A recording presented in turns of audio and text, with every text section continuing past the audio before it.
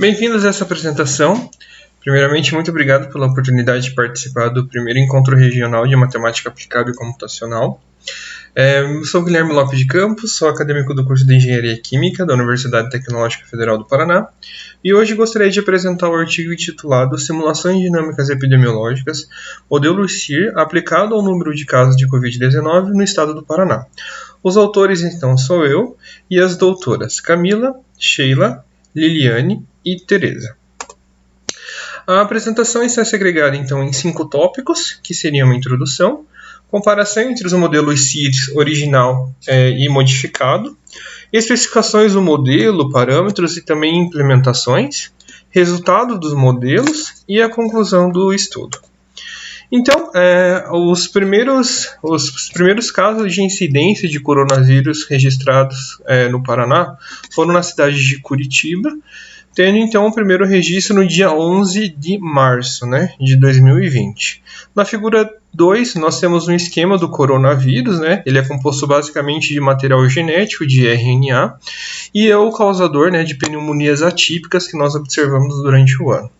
O propósito, então, e o objetivo do estudo é avaliar a dinâmica de coronavírus, da incidência de coronavírus no estado do Paraná, através de modelagem matemática, tendo como base os dados disponíveis em 2 principais plataformas, que seria a Secretaria Estadual de Saúde do Estado do Paraná e também do IBGE, realizado em 2018. Então, os 2 modelos utilizados nesse estudo foi o modelo SIR original e o modelo SIR modificado. O modelo SIR é o modelo de base em estudos epidemiológicos. Então, todos os outros estudos, modelos, tipologia, que com uma maior acurácia ou com maior número de variáveis, ele tem como base o modelo SIR. O modelo SIR, então, ele segrega a população em 3 frações.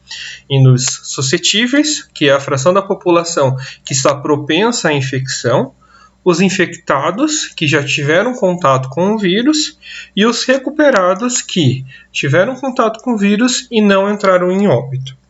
O modelo SIR ele contabiliza então o número de infecção através de um parâmetro de interação. Como que funciona? Observando então esse termo, o beta que multiplica o SI, ou seja, o beta, que é uma constante que multiplica os suscetíveis e os infectados. O modelo SIR, ele dita que, para que haja infecção, é necessário ter uma interação entre uma pessoa infectada e uma pessoa suscetível. E esse contato deve ser efetivo, ou seja, precisa haver efetivo para infecção, para promover a infecção. E é quantificado, essa proporção é quantificada através do número médio de contato, que vai medir essa efetividade da contaminação.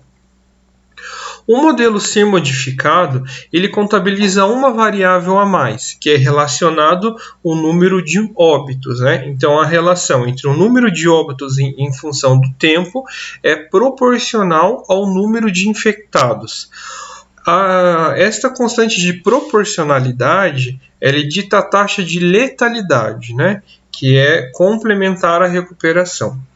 Ambos os modelos, tanto o modelo SIR original como o modelo SIR modificado, eles contabilizam a dinâmica populacional, ou seja, a diferença entre a taxa de natalidade e imigração e a taxa de mortalidade e emigração podem ser diferentes. Comparando então esses valores na tabela 1, é possível observar, visto que são numa mesma ordem de grandeza, que a taxa de natalidade é maior que a taxa de mortalidade. Então, com isso, é necessário corrigir esses dois parâmetros para que não haja resultados superiores a 100% da população.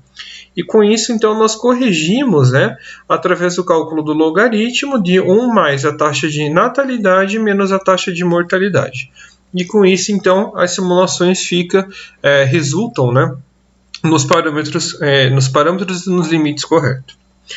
Então, para resolução das equações diferenciais ordinárias, visto que tanto o modelo CIR original como o CIR modificado são classificados como um sistema de equações diferenciais ordinárias, nós utilizamos então o ambiente de programação dinâmica MATLAB, do Simulink, avaliado no MATLAB, com o método numérico para resolução das equações Boccaccio-Champagne, com passo de integração unitário, ou seja, avaliado a cada dia, e com um total, uma janela de simulação, um time step de 111, que é a quantidade de dias avaliado entre o dia 11 de março até o dia 7 de agosto. Para a inserção do modelo, nós utilizamos então as condições iniciais. Para o modelo CIR original, então, inicialmente, nós consideramos toda a população. As condições iniciais para a inserção, nós consideramos os valores efetuando uma normalização, ou seja, a cada variável suscetível, infectado e recuperado, nós dividimos pela população estudada, que daí com isso a gente tem então o resultado da simulação entre 0 e 1. Então nesse caso, os suscetíveis, inicialmente toda a população estava propensa para a infecção, nesse caso a gente denomina-se de população homogênea. Os infectados, inicialmente haviam 2 pessoas com coronavírus, então 2 dividido pela população inicial, e os recuperados inicialmente não havia. A modificação, então, a alteração com o modelo CIR modificado é a contabilização do número de óbitos, e que nesse caso também é 0 no início da pandemia. Aqui apresenta-se a malha de controle, a malha de simulação, para a resolução das equações, e nisso, então, cada bloco é responsável por uma das variáveis.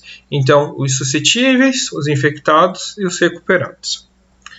Com isso, então, o primeiro gráfico investigado foi um dos casos novos, casos novos relacionados à variável infectados em função dos dias epidemiológicos. Então, é possível observar que o modelo CIR original, apresentado em vermelho, ele superestimou o modelo CIR modificado, em uma ordem de grandeza. É possível identificar também que a partir do dia epidemiológico 100, os dados observados tiveram característica de séries temporais, ou seja, apresentaram uma componente de sazonalidade. E como que o nosso modelo, a resolução do modelo CIR é basicamente de funções exponenciais, como que é possível observar pelo modelo CIR índice modificado, nós temos então que o modelo inicialmente não captou essa componente de sazonalidade, que também não é possível em funções exponenciais. Então, com isso, nós consideramos que ao aumento então do número de casos, tanto do CIR original e modificado, em concordância, visto a sazonalidade dos dados observados. Nos casos novos acumulados, nós vemos então que o modelo CIR modificado superestimou em relação ao CIR original, porém o CIR original apresentou-se um ponto de intersecção e após o ponto de intersecção, uma superestimação. Com isso, então, nós avaliamos as duas principais medidas de erro, que seria o erro percentual absoluto médio e a raiz quadrada do erro médio. Nós vemos que o modelo CIR original, apresentou menores parâmetros de erro, ou seja, uma maior acurácia. Com isso, nós justificamos essas duas diferenças entre os modelos com 4 principais tópicos. Inicialmente, as subnotificações, ou seja, que são casos que acontecem e não entram nas estatísticas oficiais, os assintomáticos, que são infectados, porém também não procuram ajuda em sistemas de saúde, também não entram nas estatísticas. Inicialmente, a escassez de testes e logística de recursos para promover e contabilizar os casos de uma melhor forma.